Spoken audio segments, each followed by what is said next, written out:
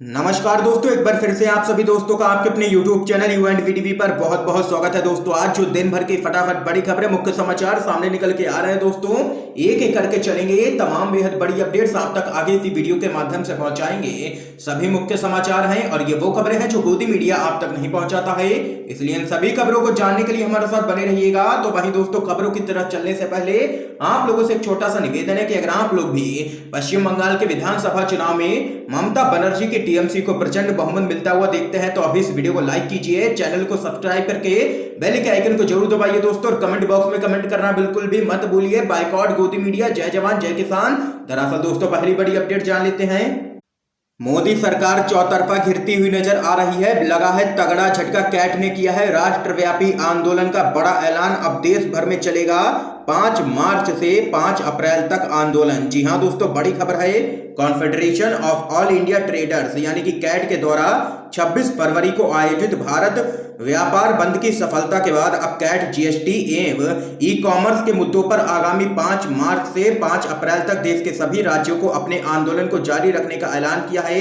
Cat ने कहा है कि यह दोनों मुद्दे देश के 8 करोड़ व्यापारियों से सीधे रूप से संबंध रखते हैं और जब तक इन दोनों मुद्दों का तार्किक समाधान नहीं हो जाता तब तक देश भर में व्यापारियों का यह आंदोलन लगातार जारी रहेगा। वर्तमान में देश भर के व्यापारी जीएसटी के प्रावधानों और ई कॉमर्स में विदेशी कंपनियों की लगातार मनमानी से बुरी तरह से त्रस्त हैं और अब या तो अपनी समस्याओं को हल करवाएंगे या फिर अपना व्यापार बंद करने पर मजबूर होंगे, ये यहाँ पर कहना है कैट का। देख सकते हैं कि मोदी सरकार चौतरफा घिरती हुई नजर आ रही है।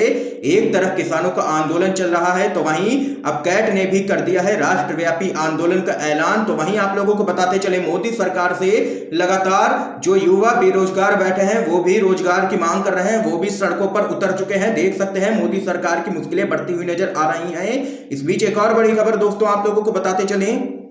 मोदी सरकार का आम जनता को एक और बड़ा झटका। महीने के पहले ही दिन महंगाई का झटका, एलपीजी सिलेंडर के दाम एक बार फिर से बढ़े हैं। आप लोगों को दोस्तों बताते चले, तेल कंपनियों ने मार्च महीने के पहले दिन ही महंगाई का झटका दे दिया है। तेल कंपनियों ने आज एलपीजी सिलेंडर के दाम एक बार फिर से बढ़ा दिए हैं। दिल्ली में रसोई गैस सिलेंडर की कीमत 25 रुपए बढ़कर के 819 रुपए हो गई है। आप लोगों को बताते चले, पिछले एक महीने में 4 बार यहां पर दाम बढ़ चुके हैं एलपीजी सिलेंडर के। यानी कि दोस्तों कुल मिलाकर के देखें तो आम जनता के साथ में यहां पर खुलेआम लूट ही हो रही है। दिन पर दिन यहां पर एलपीजी सिलेंडर के दाम बढ़ाए जा रहे हैं। तो वहीं दूसरी तरफ पेट्रोल और डीजल के दामों में भी दिन पर दिन यहां पर बढ़ोतरी देखने को मिल रही है। देख सकते हैं कि महीने के पहले ही दिन महंगाई का डबल झटका लगा है आम जनता को। इस बीच एक और बड़ी खबर आप लोगों को दोस्तों बताते चलें। बीजेपी का समर्थन करना था मेरी सबसे बड़ी गलती, किसान आंदोलन के बीच में बोले हैं राकेश टिकैत के भाई नरेश टिकैत। आप लोगों को दोस्तों बताते चले, भारतीय किसान यूनियन के अध्यक्ष नरेश टिकैत ने कहा है कि भारतीय जनता पार्टी को समर्थन करना उनकी जिंदगी की सबसे बड़ी गलती थी। उत्तर प्रदेश के बस्ती में किसानों को संबोधित करते हुए उन्होंने कहा है कि बीजेपी सरकार किसानों को बर्बाद करने में लगी है, यह सरकार पूंजीपतियों के हाथों की कठपुतली बन गई है। नरेश टिकैत ने आगे कहा है कि उन्होंने और उनकी यूनियन ने 2014 में बीजेपी और नरेंद्र मोदी की मदद की थी, लेकिन बीजेपी ने 5 साल का कार्यकाल यह कहकर के गुजार दिया कि पुरानी सरकार के द्वारा फैलाई गई अव्यवस्था दूर करने में समय लग रहा है। इस कार्यकाल में बीजेपी 3 नए कानून लेकर के आई है जो कि किसानों को पूरी तरीके से खत्म करने में बीजेपी लगी है, लेकिन हम धर्म युद्ध लड़ रहे हैं, जीत हमारी ही होगी। इसके साथ ही उन्होंने कहा है कि नेताओं का बहिष्कार किया जाए बीजेपी के, उनको गांवों में बिल्कुल भी नहीं घुसने दिया जाए। ये यहां पर नरेश टिकैत ने कर दिया है बड़ा ऐलान और यहां पर कहा है कि बीजेपी का समर्थन करना उनकी सबसे बड़ी गलती थी। इस बीच एक और बड़ी खबर जान लेते हैं दोस्तों। बंगाल से दोस्तों बड़ी खबर सामने निकल के आ रही है। कांग्रेस और लेफ्ट ने भी दिखाया है दम, कोलकाता की रैली में जुटाई है भारी भीड़। आप लोगों को बताते चले, मेन स्ट्रीम मीडिया में पश्चिम बंगाल के चुनाव को बीजेपी बनाम टीएमसी दिखाए जाने के बीच में कांग्रेस और वाम दलों ने कोलकाता में रैली कर अपने सियासी वजूद का एहसास करवाया है। इस रैली में अच्छी खासी भीड़ जुटी और यह संदेश गया है कि बंगाल में लड़ाई केवल बीजेपी और टीएमसी के बीच ही नहीं है, बल्कि यह गठबंधन भी मजबूती से चुनाव लड़ेगा। आप लोगों को दोस्तों बताते चले, रैली में इंडियन सेकुलर फ्रंट के कार्यकर्ताओं की भी मौजूदगी देखने को मिली है। तो वहीं दोस्तों इस बीच एक और बड़ी खबर आप लोगों को बताते चले, नागरिकों को इंसाफ दिलाने में योगी राज वाला यूपी पूरी तरीके से फिसड्डी, बाकी बीजेपी शासित राज्यों में भी हालत बेहद ही खराब है। रिपोर्ट में हुआ है बड़ा खुलासा। आप लोगों को दोस्तों बताते चले, मोदी सरकार की घोषित नीतियों और जमीनी हालात में बड़ा फर्क दिखता है। सरकार यह कहते नहीं थकती है कि वह जनहित के काम कर रही है और उसकी नीतियों के मूल में आम लोग ही हैं, लेकिन फिर न्याय के राज की स्थापना के मामले में दावे और हकीकत में अंतर क्यों है? कम से कम इंडिया जस्टिस रिपोर्ट 2020 को देख करके तो ऐसा ही लगता है। इस रिपोर्ट के मुताबिक आप लोगों को बताते चलें, 5 विपक्षी शासित राज्य महाराष्ट्र, तमिलनाडु, तेलंगाना, पंजाब और केरल अच्छा काम करने वाले राज्यों में शीर्ष पर हैं, जबकि सबसे खराब प्रदर्शन बीजेपी शासित उत्तर प्रदेश कर रहा है। अब अगर योगी राज्य में कानून व्यवस्था पर उंगली उठाई जा रही है तो वह यूं ही तो नहीं है। सवाल है कि न्याय सुनिश्चित करने के मामले में अव्वल 5 राज्यों में एक भी बीजेपी शासित क्यों नहीं है? और इसके साथ ही एक और बात, योगी राज में कानून व्यवस्था को लेकर के जो हो हंगामा है वह यूं ही तो नहीं है। इस साल की रिपोर्ट से यह बात यहां पर पूरी तरीके से साफ है। देख सकते हैं, बड़ी खबर है, नागरिकों को इंसाफ दिलाने में योगी राज वाला यूपी पूरी तरीके से फिसड्डी है। इंसाफ नहीं मिलता है बीजेपी सरकार में, ये यहाँ पर रिपोर्ट में बड़ा खुलासा हुआ है। आप लोगों का क्या कुछ कहना है इस रिपोर्ट पर? क्या आप लोग इस रिपोर्ट से सहमत हैं या नहीं? अपनी राय जरूर बता सकते हैं कमेंट बॉक्स में। इस बीच एक और बड़ी अपडेट आप लोगों को बताते चलें, राहुल गांधी ने एक बार फिर से साधा है पीएम मोदी पर निशाना। कहा, बीजेपी के शासन में गरीब और भी गरीब हो गए, लेकिन चुनिंदा लोग बेतहाशा अमीर हो गए।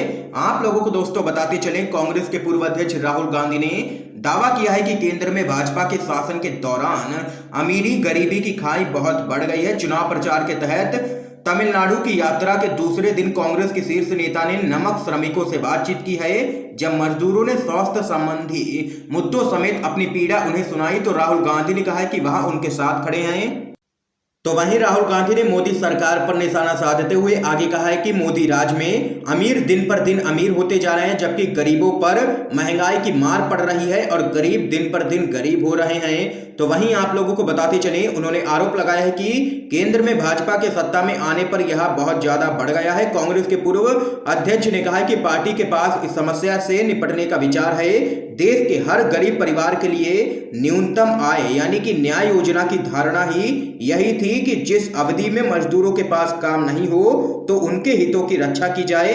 ये यहाँ पर दोस्तों देख सकते हैं कि राहुल गांधी ने एक बार फिर से मोदी सरकार को लिया है निशाने पर। इस बीच एक और बड़ी अपडेट आप लोगों को दोस्तों बताते चलें, तिमाही जीडीपी के आंकड़ों पर सुब्रमण्यम स्वामी ने उठाए सवाल, बोले -15% हो सकती है गिरावट। आप लोगों को दोस्तों बताते चले, बीजेपी के नेता और राज्यसभा के सांसद सुब्रमण्यम स्वामी ने सरकार के द्वारा दिसंबर में खत्म इस वित्त वर्ष की तीसरी तिमाही के जीडीपी आंकड़ों पर सवाल उठाए हैं। स्वामी ने कहा है कि कुछ इंडेक्स का सहारा लिया जाए तो जीडीपी -10 से -15% हो सकती है। गौरतलब रहे कि सरकार के द्वारा जारी आंकड़ों में इसे पॉजिटिव 0.4% बताया गया है। इसी पर सुब्रमण्यम स्वामी ने सवाल खड़े किए हैं और इन आंकड़ों को यहां पर झूठा करार दिया है। देख सकते हैं कि लगातार अपनी ही सरकार पर हमलावर हैं राज्यसभा के सांसद सुब्रमण्यम स्वामी। इस बीच एक और बड़ी खबर आप लोगों को दोस्तों बताते चलें, भारत में लोकतंत्र के लिए पश्चिम बंगाल चुनाव काफी महत्वपूर्ण है। यह यहां पर कहना है चुनावी रणनीतिकार प्रशांत किशोर का। आप लोगों को बताते चले, पश्चिम बंगाल में तृणमूल कांग्रेस और ममता बनर्जी के मूल चुनावी रणनीतिकार प्रशांत किशोर ने कहा है कि आगामी चुनाव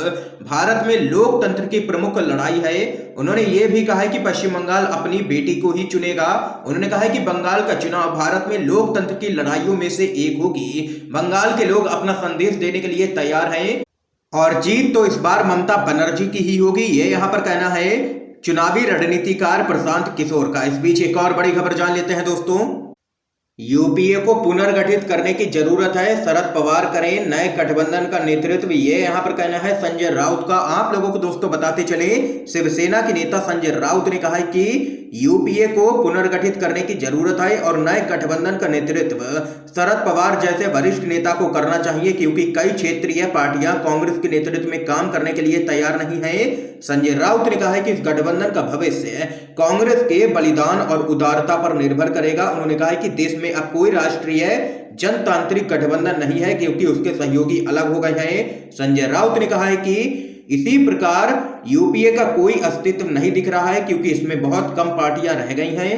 उन्होंने आगे कहा है कि यूपीए के नए गठबंधन का नेतृत्व यहां पर शरद पवार जैसे वरिष्ठ नेता को करना चाहिए। इस बीच एक और बड़ी खबर जान लेते हैं दोस्तों। साहब आपको एक नहीं तीनों ही वैक्सीन को एक साथ लेना था, पीएम मोदी पर कांग्रेस एमएलए की टिप्पणी। आप लोगों को दोस्तों बताते चले, प्रधानमंत्री मोदी ने दिल्ली में एम्स में कोरोना का टीका लगवाया। उन्होंने टीका लगवाने के बाद तस्वीर भी यहां पर शेयर की है। तो वहीं इसके बाद छत्तीसगढ़ से कांग्रेस की विधायक शकुंतला साहू ने एक टिप्पणी की है। उसके बाद सोशल मीडिया पर शकुंतला साहू यहां पर जबरदस्त तरीके से ट्रेंड हो गई हैं। आप लोगों को बताते चले, पीएम मोदी की तस्वीर पर टिप्पणी करते हुए कांग्रेस विधायक शकुंतला साहू ने कहा है कि साहब आपको एक नहीं तीनों ही वैक्सीनों को एक साथ लेना था। ये यहाँ पर दोस्तों आज की तमाम बेहद बड़ी खबरें सामने निकल के आई हैं जो हमने आप लोगों तक पहुंचाई हैं। वीडियो पसंद आया हो तो इस वीडियो को लाइक कीजिएगा, ज्यादा से ज्यादा शेयर कीजिए ताकि आप सभी के दोस्त भी इन खबरों को जान सकें। वीडियो देखने के लिए दोस्तों आप सभी का बहुत बहुत धन्यवाद।